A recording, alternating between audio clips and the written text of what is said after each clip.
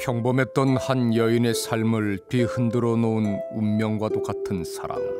작년 말 거의 됐던 것 같은데 사표를 내겠다고 깜짝 놀라가지고 아니 이 좋은 직장에 발령받기도 쉽지 않은데 왜 사표를 내려고 그러냐 그랬더니 미국으로 남자친구 가겠다는 그 얘기를 들은 것 같아요. 결혼 얘기도 하고. 어렵게 임용고시를 통과하고 그토록 꿈꾸었던 교사로서의 삶을 살고 있던 미애 씨.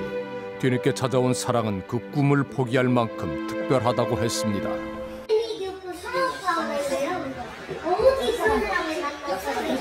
교회에서 아우 결혼 축하해. 그만두고 사표까지 다니면 우리는 저기까지 했어요. 선별회까지 했어요. 결혼식을 미국에서 올릴 예정이라 동료들을 초대할 수 없어 미안해했다는 그녀. 청첩장 대신 건넨 것은 자신의 이름이 적힌 수건이었습니다. 미애 씨 미국행이 갑작스러웠던 건 가족들 또한 마찬가지였다고 했습니다. 미국 간다고 방방 떠서 나랑 언니가 미국 가면 신발도 비싸고 옷도 비싸다 해서 저랑 막 쇼핑했거든요. 엄마가 금인가? 뭐 그거 해갖고 그거 받아오는 것도 있으시긴 하더라고요. 어머니에게 목걸이와 팔찌 등 고가의 귀금속들을 선물했다는 미애 씨. 모든 것이 당황스러웠지만 집안의 여느 형제들보다 똑부러지고 현명했던 그녀였기에 걱정보다는 응원을 보낸 가족들이었습니다. 잘 도착했다고 이렇게 저한테 전화가 온 시간도? 시골에 있는 엄마가 전화를 안 받아갖고 언니가 말처럼 잘 도착했다고 목소리가 되게 밝았어요 그날. 그녀의 출국일은 2005년 2월 19일 오전 10시. 그런데 그녀가 미국으로 떠나고 1년도 채 지나지 않은 시점에서 이 얘기는 전혀 예상치 못한 반전을 맞이하게 됩니다. 연락이 없대요. 그러면 연락 거기 그 주소 같은 거 알고 있어? 연락처? 모르더라고요. 여동생하고 엄마하고 왔어요. 어딨나 좀 알고 싶다고. 결혼을 해서 갔는데 결혼은 무슨 결혼이냐고 엄마도 모르게 결혼을 하느냐고 막 그래요. 결혼 얘기는 없었고 그래서 그냥 그쪽에 원어민 교사로 간다고. 학교 측에는 사랑을 쫓아 재미교포 사업과 결혼을 위해 미국으로 간다고 했던 그녀였습니다. 하지만 가족들에게는 원어민 교사를 하기 위해 가는 것이라 말했다는 겁니다. 그런데 가족들이 백방으로 그녀의 행방을 수소문하는 동안 한 통의 편지가 어머니의 집으로 도착했습니다. 보내니 김미애. 그것은 그녀가 미국으로 떠나고 연락이 두절된 지 꼭 7개월 만의 일이었습니다. 워드로 쓴 2장의 편지에는 뉴욕에 있는 변호사 자문회사에 좋은 조건으로 취직해 일을 하고 있으며 LA의 2층 집도 장만했다고 쓰여 있었습니다. 자신은 잘 지내고 있으며 일의 특성상 연락하기가 어렵다는 말도 여러 차례 강조되어 있었습니다. 그런데 그 소인이 탕정이었어요. 부장. 그게 탕정인 거예요. 그걸 제가 봤거든. 뉴욕에서 일을 하고 있다는 미애 씨가 보낸 편지는 국제 우편이 아니었습니다. 편지 봉투에 찍힌 소인은 충남 아산에 있는 한 우체국의 것이었습니다. 이게 여기 손님 맞습니다. 이 사람이 여기 와서 접수를 했다는 거죠. 편지만큼이나 이상한 일은 또 있었다고 가족들은 말합니다. 저한테 전화가 왔어요. 어떤 이상한 아저씨가 언니 밑에서 일하시는 분이라고 저기 동생분한테 전해주려 해서 동생분한테 전화를 했다는 거예요. 집 근처 매장에 김치 냉장고를 사두었으니 찾아가라는 말을 남긴 채 전화를 끊어버렸다는 의문의 남자. 다시 통화를 시도했지만 발신이 제한된 번호였다는 겁니다. 그런데 낯선 남자로부터 전화를 받은 지 한 달이 채 지나지 않은 때의 일이었다고 합니다. 미국 간다고 했는데 카드문에서가 쓴 게 다행이니까. 그녀의 앞으로 무려 2,800여만 원의 카드 연체금 독촉장이 발급된 겁니다. 사용된 미애 씨 명의 신용카드는 모두 8장. 더욱 놀라운 것은 카드 사용 시기가 2005년 3월에서 10월. 그러니까 미애 씨가 미국으로 떠난 이후라는 사실이었습니다. 부모한테는 미국으로 어학연수 간다고 하면서 마지막 인사를 했지 않습니까? 그 이후에 출국한 기록이 있어야 되는데 전혀 출국한 기록들이 하나도 없었습니다. 2005년 2월에 그녀가 미국은커녕 그 어느 곳으로도 출국한 기록이 전혀 없는 것으로 확인이 된 겁니다. 없는 것은 출국 기록뿐만이 아니었습니다. 미국으로 간다고 말했던 2월 19일부터 휴대폰을 사용한 기록 또한 없는 것으로 확인됐습니다. 그날 이후 유일하게 미애 씨의 흔적이 발견되는 것은 금융거래 내역뿐이었습니다. 3월 11일부터 22일까지 현금 자동 지급기를 통해 35차례에 걸쳐 2,370여만 원의 현금이 인출된 사실이 확인된 겁니다. 출국한 대상자가 출국을 하지 않았다는 것은 어딘가에 있거나 또는 어떤 범죄와 관련되어 있거나 두 가지 중으로 추측할 수 있겠죠. 단서를 찾기 위해서 계속 추적해 나갈 수밖에 없는 상황이었습니다. 가장 중요한 추적 단서는 신용카드 사용 내역이었습니다. 총 88번 쓰인 카드의 주 사용 무대는 미애 씨가 살았던 천안과 그 인근. 그런데 특이한 사용 내역이 있었습니다. 카드로 금을 한 130여 돈을 갖다가 구입을 합니다. 그거를 갖다가 3회에 걸쳐 구매해가지고 결제를 한 게 있습니다. 우리는 수소문 끝에 금을 팔았던 주인을 만나 자세한 얘기를 들어볼 수 있었습니다. 어떤 분이 오셨는지 알죠? 기억이 나셔요? 너무 아주 선명하게 기억하죠. 저희가 사업을 하는데요. 크게 사업을 하는데 그 뇌물 비슷하게 선물로 뭐가 좋겠습니까? 라고 상담을 해서 현금을 되게 좋아하신다. 왜냐면 이제 성금이나 마찬가지잖아요. 근데 카드로 결제를 해야 된다고 그러시더라고요. 그래서 자기네 카드로 하면은 좀 안 좋으니까 뇌물용이니까 다른 사람의 카드로 해서 결제를 하겠다고 얘기를 하시더라고요. 그러면서 자기 그 약혼자 카드라고 하면서 그러겠다고. 그렇게 미애 씨 명의로 된 여러 장의 카드를 사용해서 1,300만 원어치의 금을 불태갔다는 겁니다. 그런데 저기 차에 있다고 얘기하시더라고요. 그런데 차에 여자분 앉아서 계시더라고요. 그 여자가 실종자일 것으로 저희들은 추정을 하고 그 신원을 찾기 위해서 그 차량이 또 이동한 곳을 추적을 하다 보니까 어떤 일정한 부분의 아파트로 이동하는 것이 확인됐고, 남자의 차량이 자주 드나든 곳은 천안에 위치한 한 아파트. 이것은 미애 씨의 통장에서 현금이 인출될 때 자주 사용된 현금 자동 지급기가 위치해 있는 곳이기도 했습니다. 그 아파트에서 탐문을 하다 보니까 몇 호에 사는 남자다. 드디어 남자의 존재와 더불어 그녀의 행방 또한 밝혀지게 되는 걸까.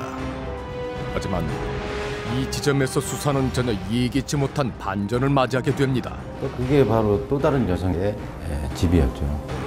미애 씨의 카드를 사용한 남자와 함께 아파트에서 지내고 있는 것으로 확인된 여성은 미애 씨가 아닌 또 다른 여성인 것으로 확인이 된 겁니다. 그 당시에 이제 신원을 확인했고, 그 대상자를 만나기 위해서 저희들이 이제 소재를 파악을 했는데, 그 가족들 역시 딸이 중국에 나가서 어학연수차 나가서 잘 있다는 통화를 했다. 근데 왜 경찰이 찾아오느냐? 어디선가 들어본 낯설지 않은 얘기였습니다. 3회에 걸쳐서 중국에 잘 있다 하고 전화 왔다는 게 마지막입니다. 그래서 연권이라든가 이런 것들을 확인해 보기 시작했습니다. 근데 역시나 마찬가지로 출국할 사실이 전혀 없었고, 이 여자 역시 그 앞에서 실종된 여성과 국가만 다를 뿐이지 유사한 형식으로 실종이 된 겁니다. 양 씨는 지금 어디에 있는 걸까? 강 씨와는 어떤 관계이며 그녀가 미애 씨에 이은 두 번째 희생자라면 그 이유는 과연 무엇일까? 그런데 양 씨의 실제 친오빠의 결혼식 사진에서 우리는 뜻밖의 사실을 확인할 수 있었습니다. 양 씨의 친오빠 곁에 서 있는 하얀 웨딩드레스를 입은 신부. 그녀는 놀랍게도 첫 번째 실종자 미애 씨였습니다. 연애 결혼을 통해서 결혼을 했고, 그 이후에 서로의 그 개인적인 문제로 인해서 이혼을 했던 거고요. 그러니까 미애 씨는 강 씨를 알기 전 한 번 결혼한 적이 있었는데, 뒤이어 실종된 양 씨와 짧은 기간이었지만 한때 신우이 올케 사이였다는 겁니다.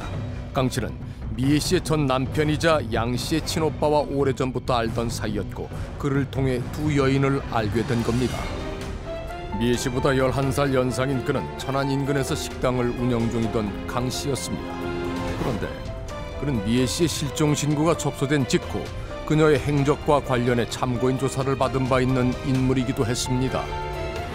자기가 9천만 원 상당을 차용해줬다.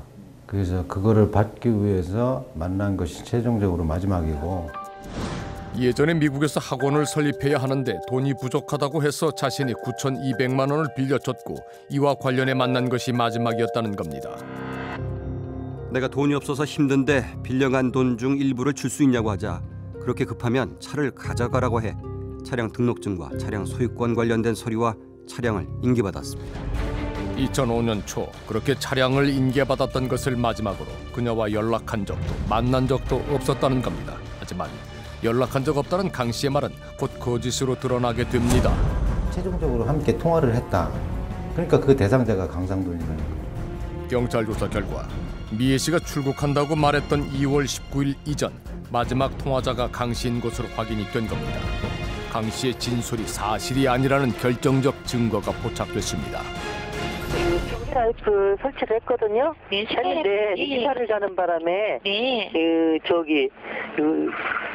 방송 수신을 못하게 됐어요. 그래서 해지하고 싶은데. 네, 가입하신 고객님 성함은 어떻게 되십니까? 거든요. 대리인분 되십니까? 예. 성함 여쭤봐도 괜찮으시겠습니까? 예, 강상돈입니다. 강상자 도자님이십니까? 예. 대리인의 신분으로 미애 씨가 살던 오피스텔에 설치돼 있던 위성 TV 해지를 신청한 이가 강 씨였던 겁니다. 그리고 양 씨가 중국으로 떠난다며 자취를 감춘 지 5개월 후 그녀가 살고 있던 아파트의 계약이 만료됩니다. 이 계약이 끝나고 나서 그 계약금을 다시 이제 돌려달라고 하면 돌려드립니다. 한 노부인이 양 씨의 대리인으로 계약을 해지 2,300여만 원에 달하는 전세 계약금을 그녀의 통장으로 입금받은 후 다시 자신의 통장으로 재입금시킵니다. 그 신청자는 바로 우리가 쫓고 있는 용의자의 엄마가 가서 신청한 걸로 확인됐습니다. 그런데 급 진전되는 듯했던 경찰 수사는 예상치 못했던 난관에 부딪히게 됩니다. 최종적으로 오립집을 정리해서 거기에서 나온 현금과 그 금전을 가지고 가족들이 같이 출국한 걸로 이렇게 알려졌습니다. 그가 해외로 출국을 한 겁니다. 수도 마닐라에서 비행기로 1시간을 더 가야 도착할 수 있는 필리핀의 교육도시 일로일로. 아내와 자녀들을 모두 데리고 은퇴 비자까지 받아 필리핀으로 왔다는 그는 식당을 운영 중이었다고 했습니다. 마닐라 대사관에서 한인회 회장 모임이 있어가지고 그 영사님 방에 가니까 이 강상돈 씨 이 사람이 일로일로에 있느냐.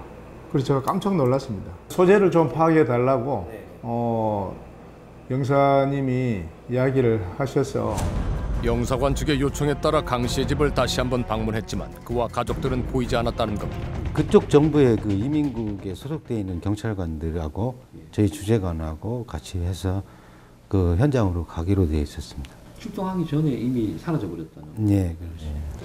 가족들이 미애 씨의 실종 신고를 접수한 것은 지난 2006년 1월의 일이었습니다.